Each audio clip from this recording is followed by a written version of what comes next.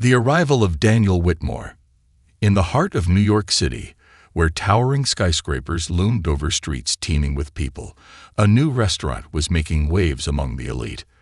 Maison de Lumière, an establishment draped in opulence and exclusivity, had become the latest hotspot for high society. Its reservations were nearly impossible to obtain unless one wielded power, wealth, or influence. Tonight, the restaurant would bear witness to a dramatic encounter, one that would shake its very foundations. At precisely 7:30 p.m., a sleek black Rolls-Royce Phantom pulled up to the valet station. The vehicle gleamed under the golden glow of the streetlights, its tinted windows obscuring the occupant within. As the chauffeur stepped out, he swiftly opened the rear door, revealing Daniel Whitmore, a man whose name was synonymous with financial dominance. Daniel was the kind of millionaire who didn't just accumulate wealth, he commanded it. He was a venture capitalist whose investments in tech, real estate, and luxury brands had made him one of the most influential figures in global finance. At 43, he carried himself with an air of effortless authority. His tailored Armani suit, crisp white shirt, and polished Italian leather shoes spoke of his refined taste. His face, sharp and meticulously groomed, bore an expression of perpetual dissatisfaction, as if the world existed to amuse him and had often failed to do so.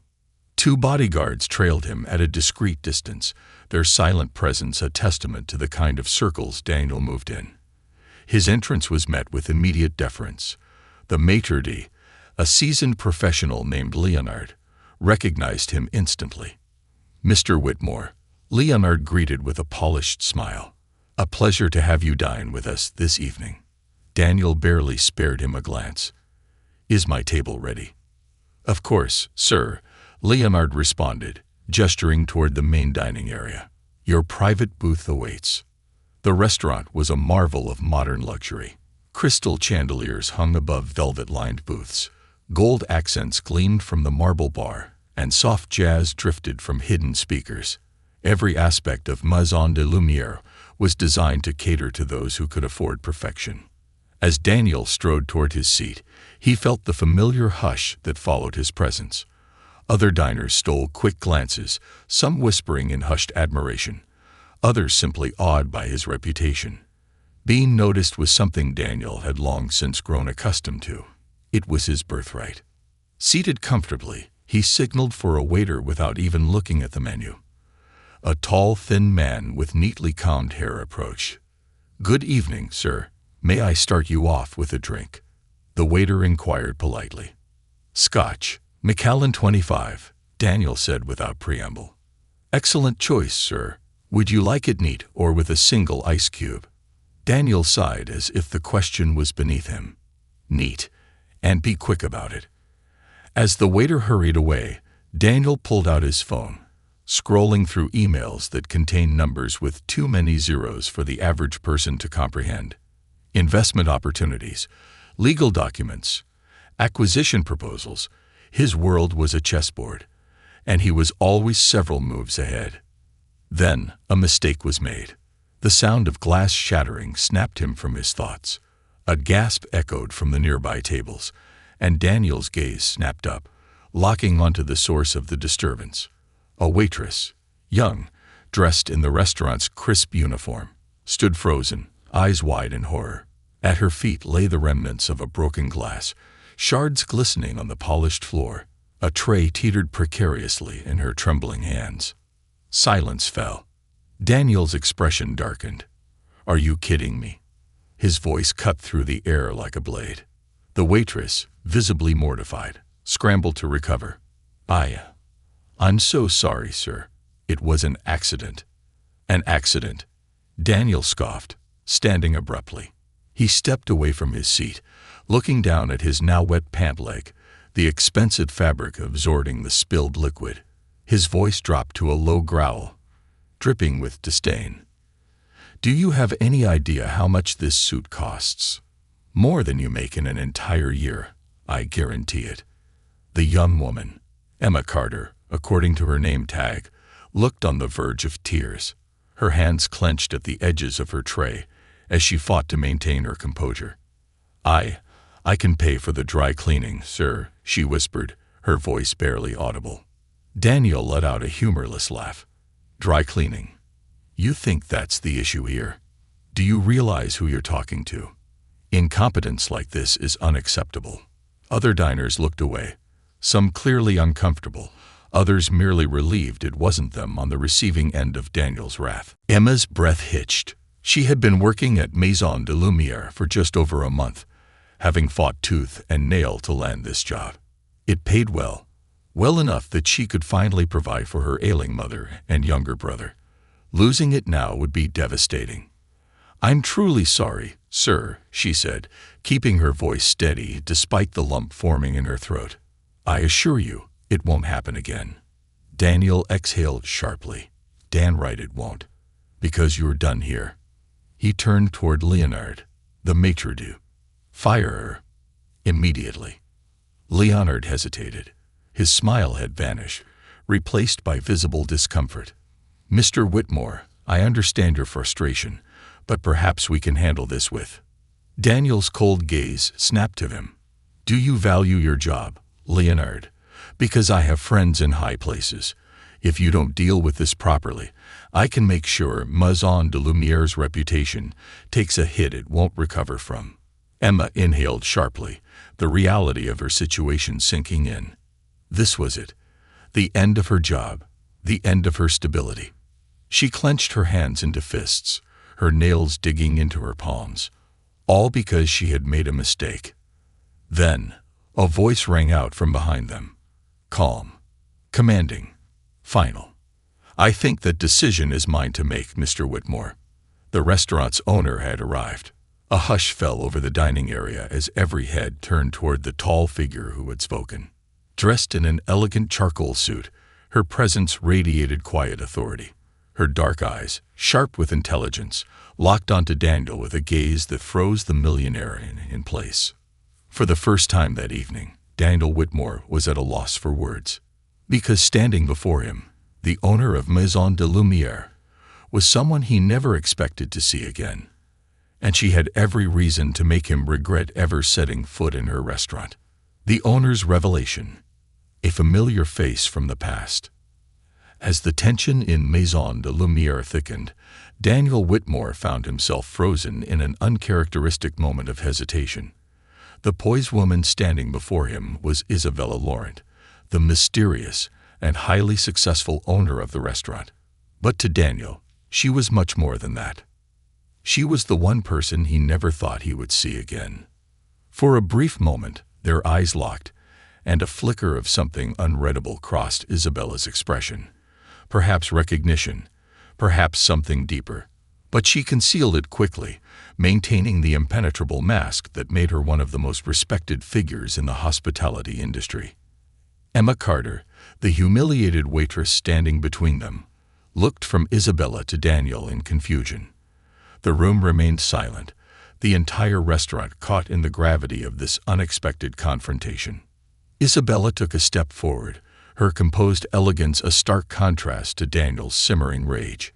"Mr. Whitmore," she said, her voice smooth but firm. "It's been a long time." Daniel's jaw tightened. Of all the people he had anticipated running into that evening, Isabella Laurent was the last name he would have expected. He recovered quickly, folding his arms across his chest, his arrogance a shield against whatever emotions stirred beneath the surface. "Isabella," he said, his voice carefully neutral. "Didn't realize you owned this place." Her lips curved slightly, not a smile, but something more calculating. "I suppose I shouldn't be surprised you didn't do your research before throwing around threats in my establishment." Daniel's eyes darkened at her tone, but before he could fire back, Isabella turned her gaze toward Emma. "Are you all right?" she asked. Emma, startled by the direct attention from the restaurant's owner, straightened herself, forcing her posture into something resembling confidence. Yes, Miss Laurent. I apologize for the disruption."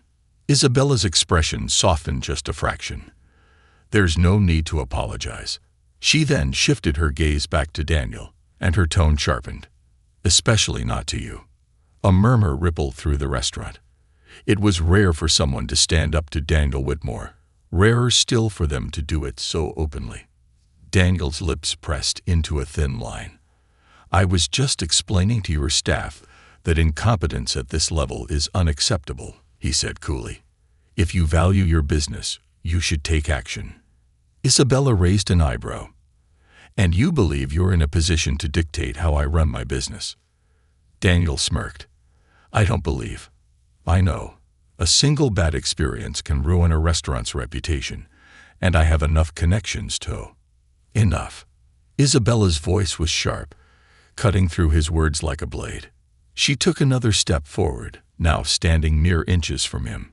Her presence alone was commanding, her power not in volume, but in absolute certainty. "You will not tell me how to run my restaurant, and you will not disrespect my staff." The authority in her voice sent a ripple of unease through Daniel's chest. He was used to controlling situations, dominating conversations. Yet here, with Isabella Laurent, he felt momentarily outmatched. She turned to Leonard, the maitre d'. "Emma will not be fired," she said simply. "This matter is settled." Leonard nodded immediately. "Understood, Miss Laurent."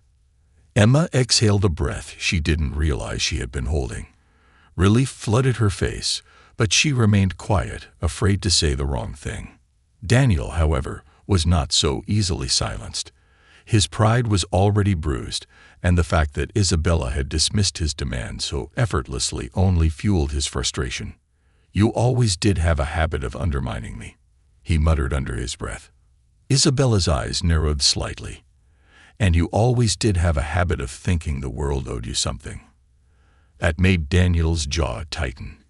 He could feel the weight of every patron's eyes on him, waiting to see if he would lash out or retreat.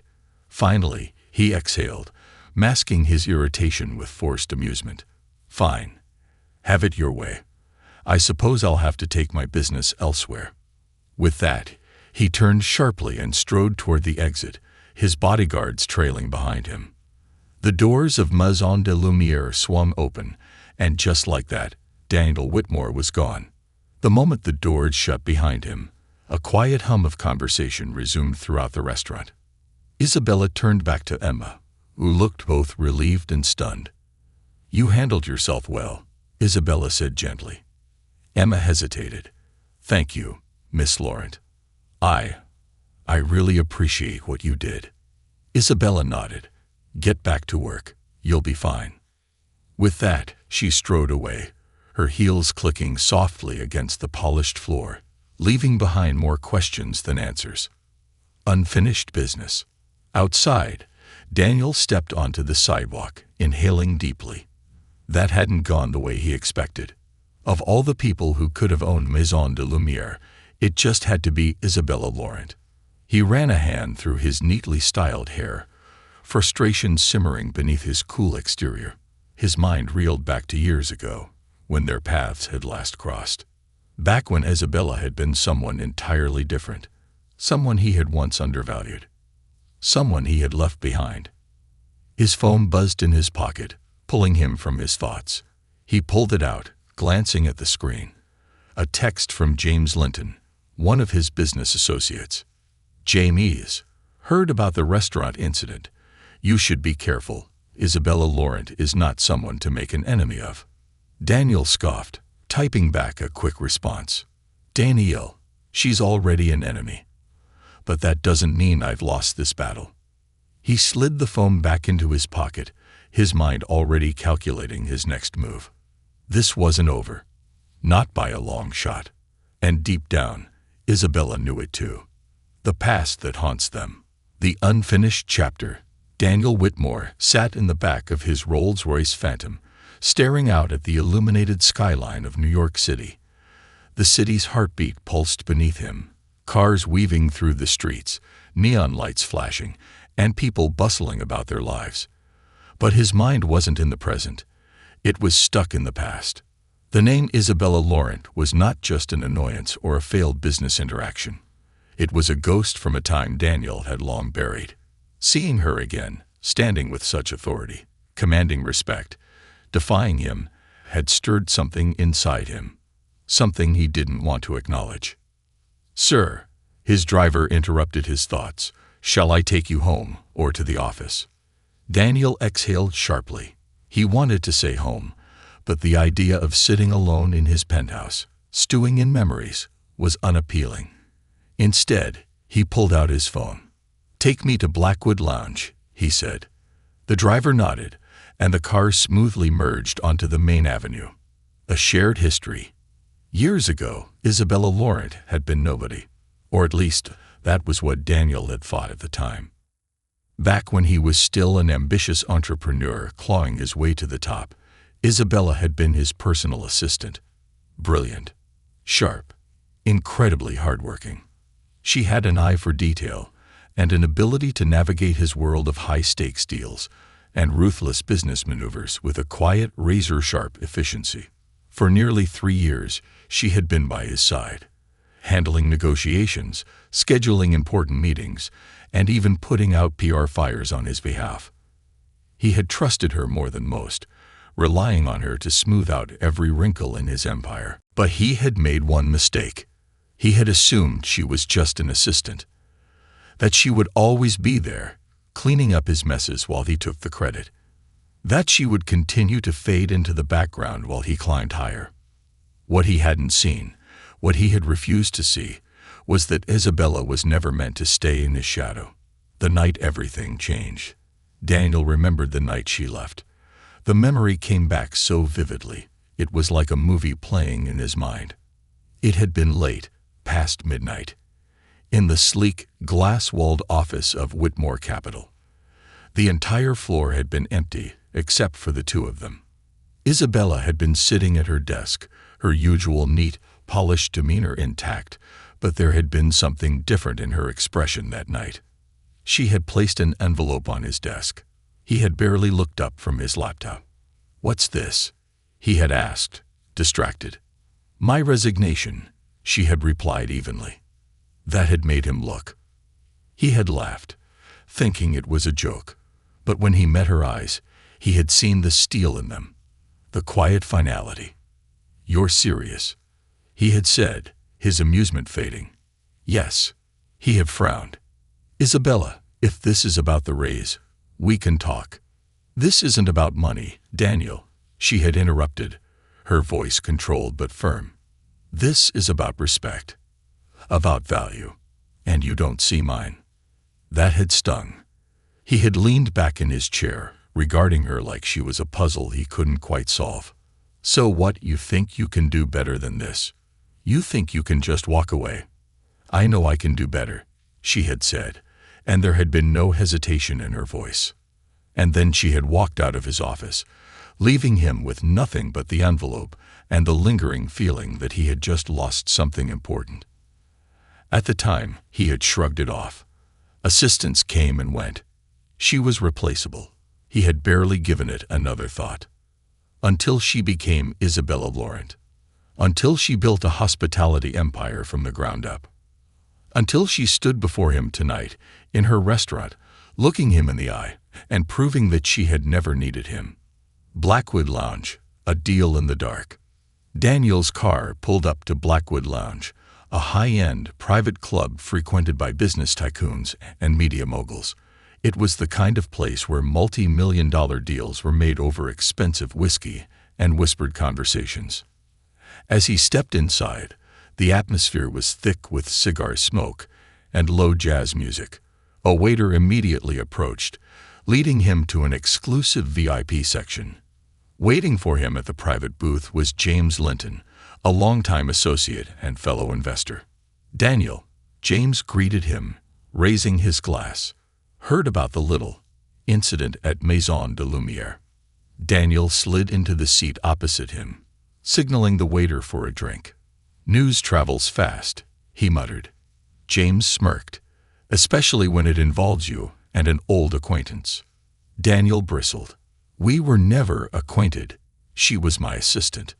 James laughed. "Funny, because she sure as hell didn't look like an assistant tonight. She looked like your competition." Daniel's jaw tightened. Competition. He didn't like that word. "She got lucky," Daniel said coldly. somehow managed to make the right investments at the right time. James studied him, amusement flickering in his eyes. Or maybe she's just smarter than you gave her credit for. Daniel took a sip of his whiskey, ignoring the remark. James leaned forward. So what's the plan? You don't let people humiliate you like that without retaliation. Daniel smirked. Of course not. I assume you know about her expansion to London. Daniel nodded. Isabella had been making bold moves, and the London expansion was her biggest yet. If she succeeded, she would cement herself as a dominant player in the global fine dining industry. I have a contact, Daniel said. Someone influential in London's hospitality market. If I play my cards right, I can make sure she doesn't get the permits she needs. James let out a low whistle. That's cold. Daniel leaned back. It's business. James shrugged. And what if it backfires? She's not the same woman you used to walk all over, Daniel. She's built an empire. You think she won't fight back? Daniel's smirk widened. Let her. She may have learned how to play the game, but I wrote the Dan rules. The storm that was coming. Across town, in Maison de Lumière, Isabella sat in her private office, staring at her laptop screen. A notification had just come in from her London team. A permit delay. A processing issue. Something that hadn't been a problem before. Her lips pressed into a thin line. She knew exactly whose fingerprints were all over this. With a slow exhale, she leaned back in her chair, tapping a manicured finger against the desk. So, this was how he wanted to play it. Fine. She had fought for everything she had built. She had clawed her way up in an industry dominated by men who underestimated her. And she wasn't about to let Daniel Whitmore be the one to take any of it from her. The war had begun, and Isabella Laurent was ready for battle. The war begins, a battle of giants. The game had begun. Daniel Whitmore had made the first move, using his deep network of connections to stall Isabella Laurent's expansion into London. The permit delay was no accident. He had called in favors, whispered to the right officials, and made it abundantly clear that Maison de Lumière's London location would not be opening as planned. Isabella had expected him to retaliate. She knew Daniel too well. His pride, his arrogance, his need to win at all costs. When she had stood up to him in her restaurant, she had anticipated that he would not take the embarrassment lightly. But this was an act of war.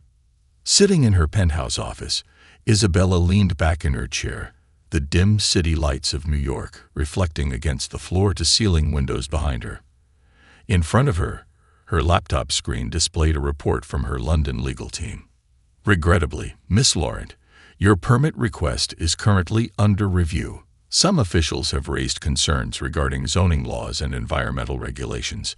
We are attempting to expedite the process, but roadblocks have suddenly emerged. Of course they had. Daniel Whitmore was trying to strangle her before she could even set foot in London. Isabella exhaled slowly, her mind already calculating. She wasn't just going to fight back. She was going to crush him. The power players assemble. The next evening, Isabella arranged a meeting with the only man who could help her win this fight swiftly. Lord Harold Montague, a British billionaire with decades of influence in London's real estate and hospitality industry. Lord Montague was known as a kingmaker. His endorsement could smooth over any regulatory red tape. His investment could send Maison de Lumière's expansion soaring beyond what Daniel Whitmore could ever dream of. The challenge: winning him over before Daniel could poison his mind. Isabella never begged for help, but she knew how to strike deals that left people with no choice but to say yes. As she entered the exclusive Street Regis Hotel's private dining hall, she spotted Lord Montague already seated at a lavish corner booth. He was an older man, dressed in a finely tailored navy suit, with an air of quiet authority. Beside him, James Linton. That was unexpected. Daniel's longtime associate had always been one to hedge his bets. If he was here, it meant he was watching the battle unfold and deciding which side to be on. Isabella smoothed out her emerald silk dress and approached with her usual composed confidence. "Lord Montague," she greeted, offering her hand. "A pleasure." He took her hand, giving it a polite but firm shake. "Miss Laurent, I've been looking forward to this conversation." James gestured to the seat across from them.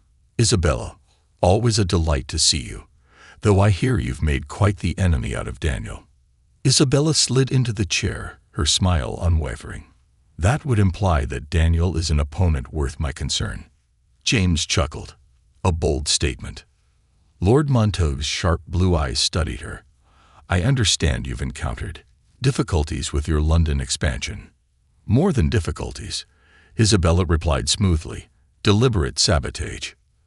The older man hummed, swirling his glass of Bordeaux thoughtfully.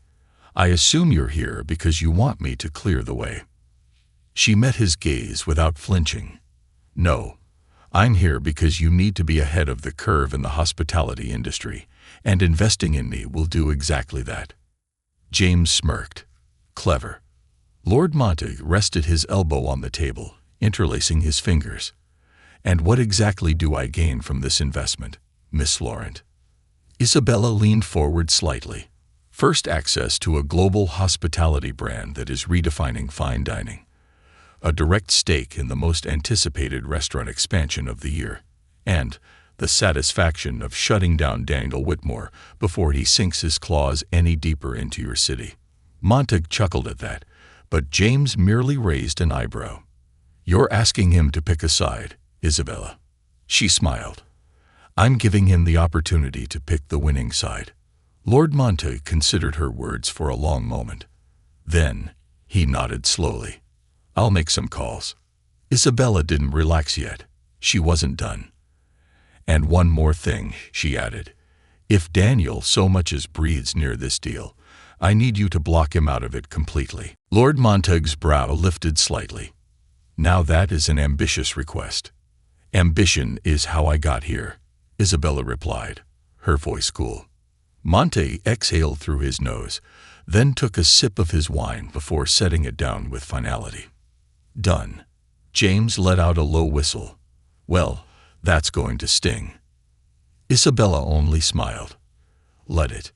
Daniel's realization. Meanwhile, across the city, Daniel Whitmore was seated in his private office, sipping on a glass of aged whiskey while reviewing the latest updates on Isabella's London delays. Everything was going according to plan. His interference had stalled her expansion long enough that investors were beginning to hesitate. And hesitation, that was fatal in business. But then his phone rang. He recognized the number instantly. Lord Montague's assistant. With a smirk, he answered. "Tell me, is our mutual friend rethinking her little venture?" A pause. Then came the words that made his blood run cold. "Actually, Mr. Whitmore, Lord Montague has decided to proceed with Miss Laurent's expansion, without your involvement." Daniel's smirk vanished.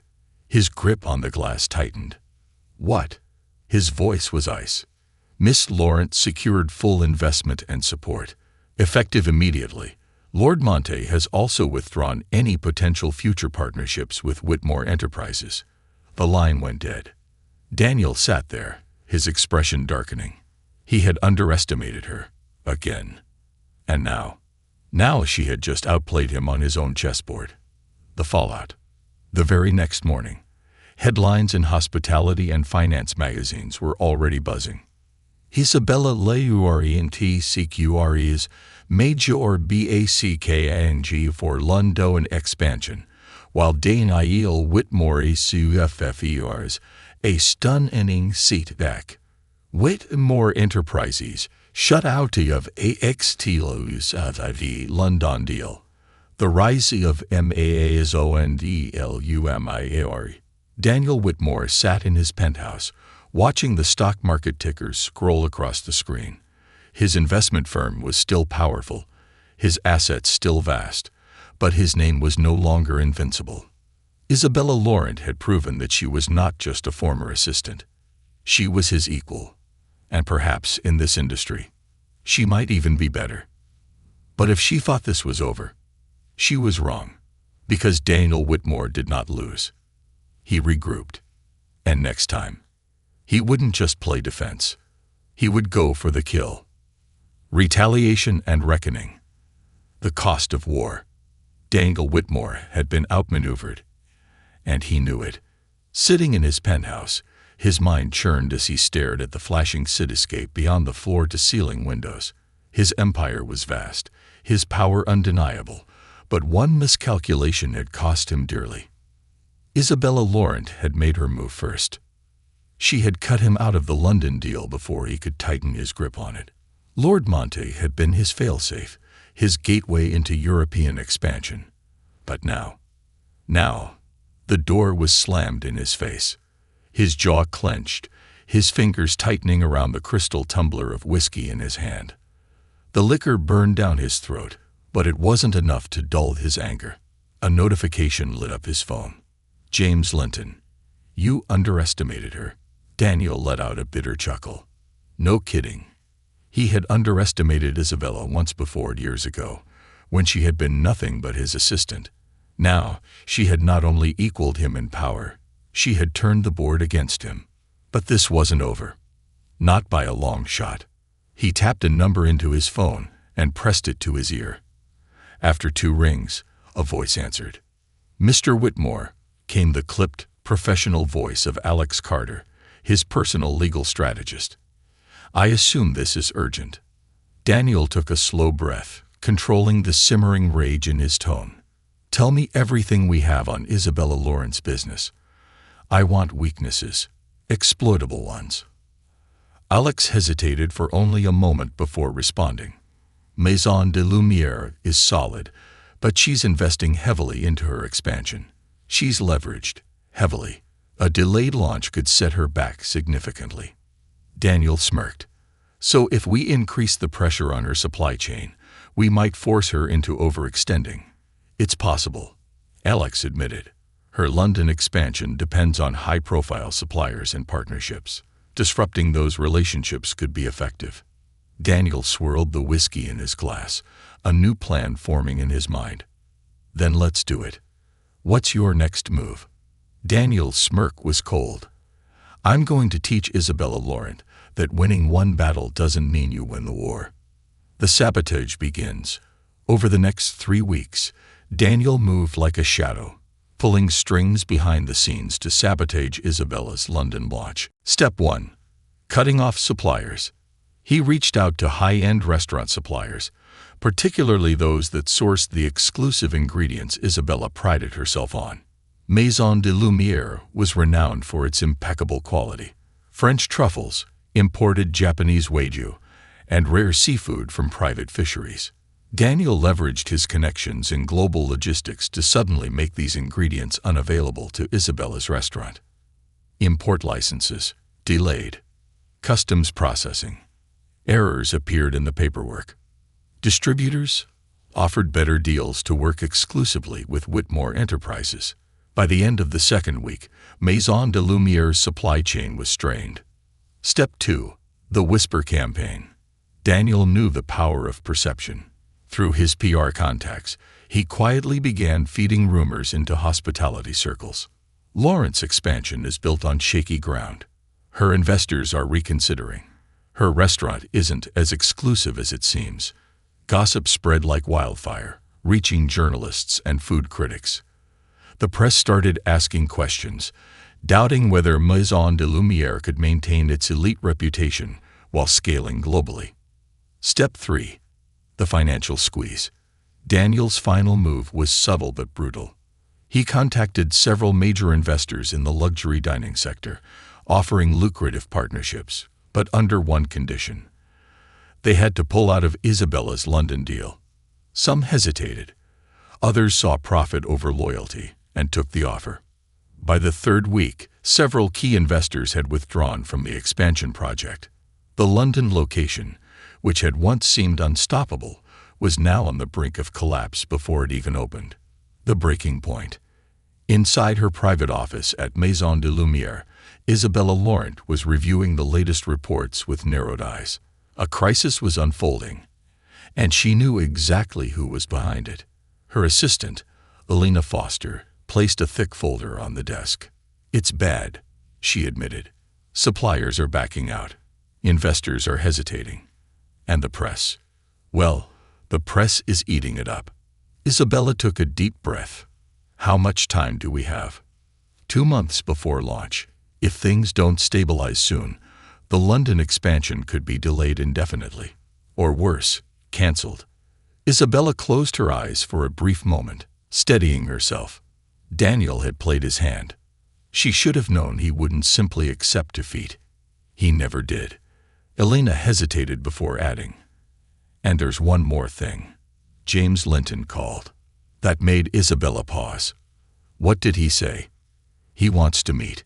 Privately." Isabella frowned. James had always been Daniel's closest ally, but he was also pragmatic. If he was reaching out to her now, it meant he saw something Daniel didn't. "Set it up," Isabella said, rising from her chair. Elena nodded, leaving the office. Isabella walked to the floor-to-ceiling windows, gazing down at the New York skyline. She had built her entire empire through hard work, sharp instincts, and relentless determination, and Daniel thought he could bully her out of the game. He was mistaken. This wasn't just business anymore. It was personal. The secret meeting. The following evening, Isabella arrived at the Peninsula Hotel, where James Linton had arranged a private meeting.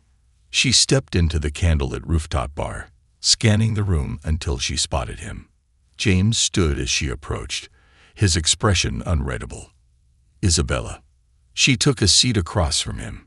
"James, I assume you didn't bring me here to trade pleasantries." James exhaled. "Daniel is going too far. He's burning bridges to take you down." Isabella's gaze sharpened. "And you're finally realizing that." James let out a humorless laugh. "I always knew he was ruthless. But this is personal. And when Daniel makes things personal, he loses control." Isabella raised an eyebrow. "So why are you here?" James leaned forward. "Because I think you're going to win." A slow smile touched Isabella's lips. "I already knew that," she said coolly. James chuckled.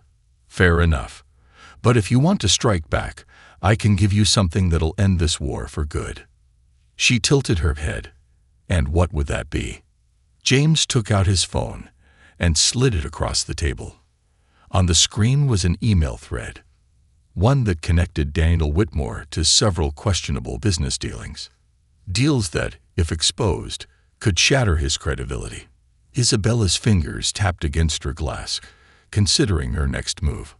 Then she smiled. The war was over, and Daniel Whitmore had already lost. The fall of a king. The ticking time bomb.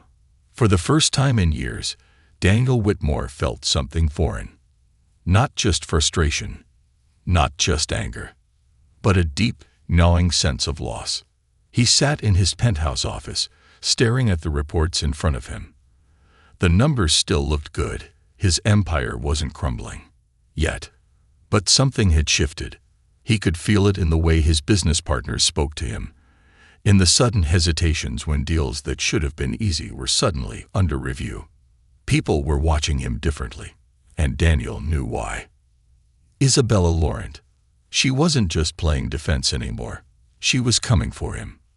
And the worst part, she had all the ammunition she needed. The leak that changed everything. The first blow landed on a Monday morning. Daniel woke up to chaos. His phone was vibrating nonstop. Calls, emails, messages from his PR team. Something had happened. And then he saw it. The headline, EXTLUZAV, a look into Daniel Whitmore's business dealings. Corruption or just ruthless business. The article had been published by the Wall Street Journal. And inside, detailed reports linking Whitmore Enterprises to shady offshore investments, regulatory loopholes, and questionable partnerships. Nothing illegal, but damaging enough to stain his reputation permanently. Daniel slammed his fist onto his desk. This was Isabella. Only she had the motivation to go for the kill like this. Only she had the connections to get this into the hands of the right journalists. And now, his empire was bleeding. The fallout. By noon, shareholders were calling. By evening, investors were panicking. A crisis meeting was held at Whitmore Enterprises. The board members sat in tight-lipped silence as Daniel paced the conference room, his anger simmering just below the surface. "Damage control," he snapped. "I don't care how much it costs. Fix this." His head of PR, a woman named Lisa Morgan, cleared her throat. "Mr. Whitmore, we've done an analysis, and—" Daniel cut her off. "Just tell me how bad it is." Lisa hesitated. "The problem isn't just the article. It's the timing." She placed a document on the table.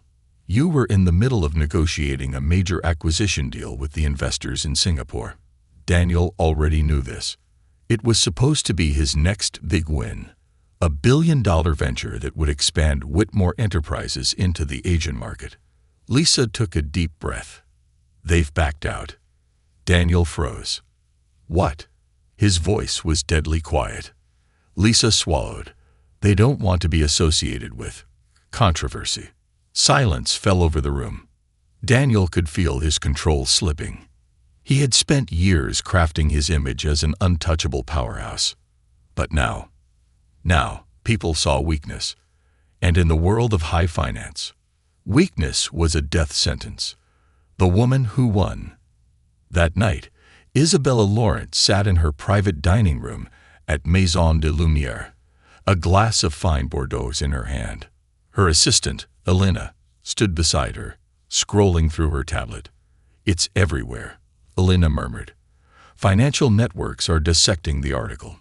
Business analysts are questioning whether Whitmore Enterprises will recover." Isabella took a slow sip of wine. "And Daniel?" Elena glanced at her screen. Apparently, he stormed out of a crisis meeting today. No official statement yet. A small, knowing smile played on Isabella's lips.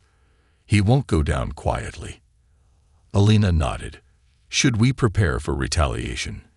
Isabella set her glass down. "There's nothing he can do now. The damage is done." And she was right. For all his power, for all his ruthlessness, Daniel couldn't undo this. He had tried to destroy her. But instead, she had destroyed him. Daniel's last play.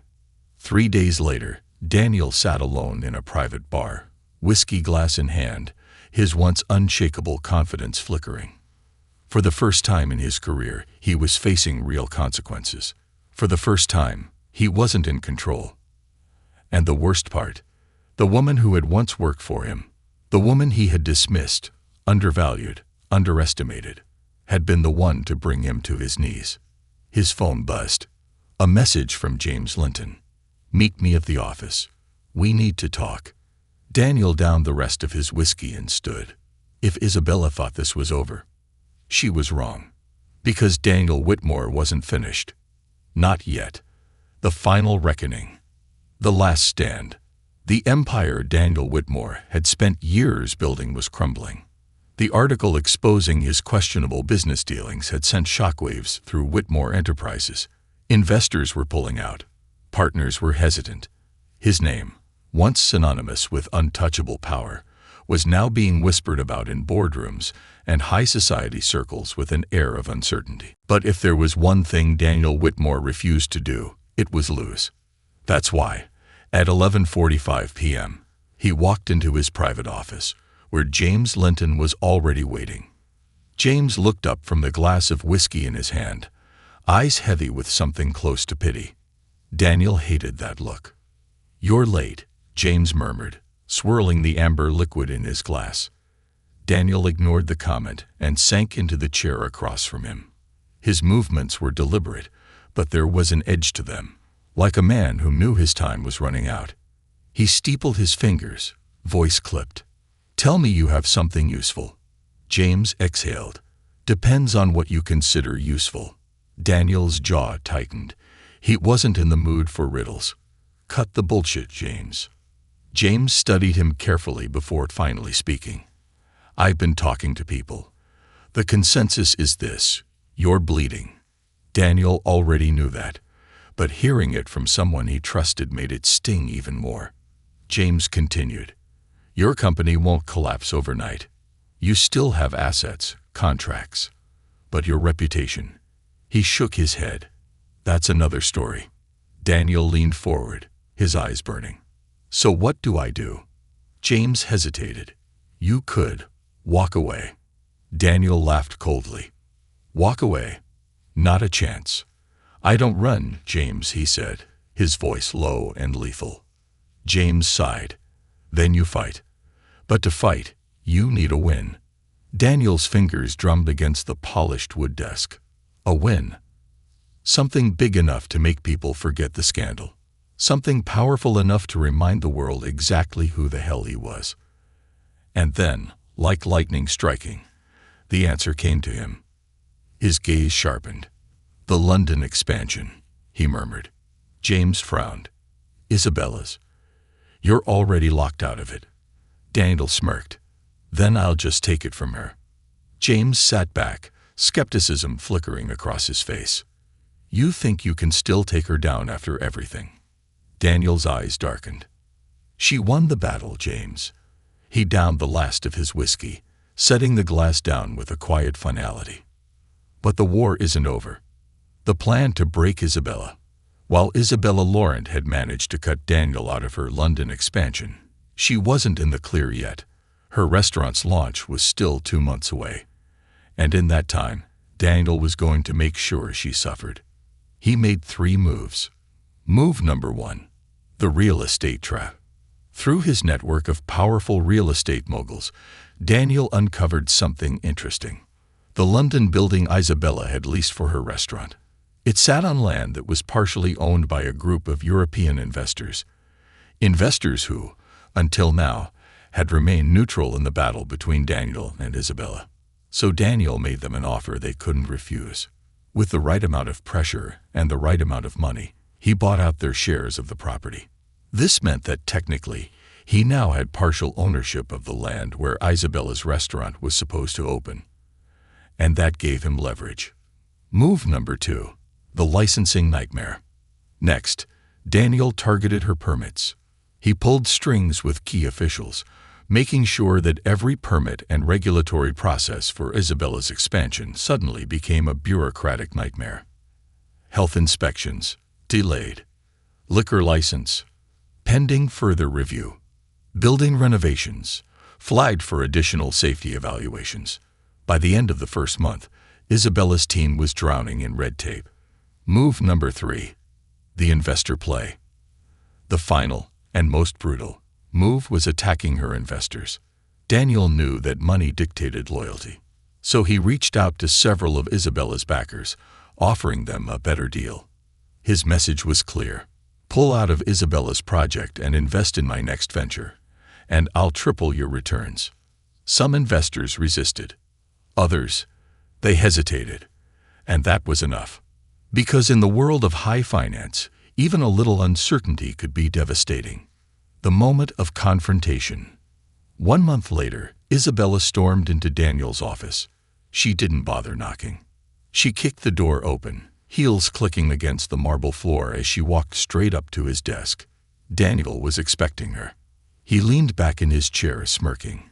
"Well, this is a surprise." Isabella's eyes were cold. "Cut the bullshit, Daniel." He raised an eyebrow. "You're going to have to be more specific." Isabella slammed a folder onto his desk. Inside, documents, emails, evidence. She had connected the dots. His real estate buyout, his interference with her permits, his attempts to lure away her investors. "You really think you can stop me?" she demanded. Daniel met her glare without flinching. "I don't think, Isabella," he murmured. "I know." For a long moment, neither of them spoke.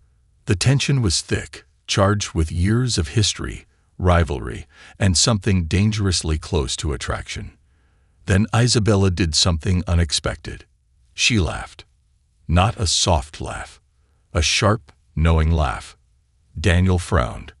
"What's so funny?" Isabella shook her head, her smile cold and triumphant. "You still don't get it, do you?" she said, voice laced with amusement. Daniel's eyes narrowed. Get what? Isabella leaned forward, resting her hands on his desk. The war is already over. Daniel's smirk faltered. For the first time in a long time, he felt something close to unease. And then Isabella dropped the final bombshell. I just signed a deal with Rothschild Capital. Daniel's stomach dropped. Rothschild Capital was one of the most powerful financial firms in Europe. With their backing, Isabella wasn't just going to survive. She was going to obliterate him. And Daniel knew it. For the first time in his life, Daniel Whitmore had lost. The aftermath. 1 month later, Maison de Lumière London opened to record-breaking success. The press hailed Isabella as the queen of luxury dining. Daniel, he went quiet. Whitmore Enterprises took a hit. He wasn't ruined, but the cracks were visible. He had miscalculated. He had underestimated her. And now he was no longer the king. Isabella was, and there was nothing he could do about it.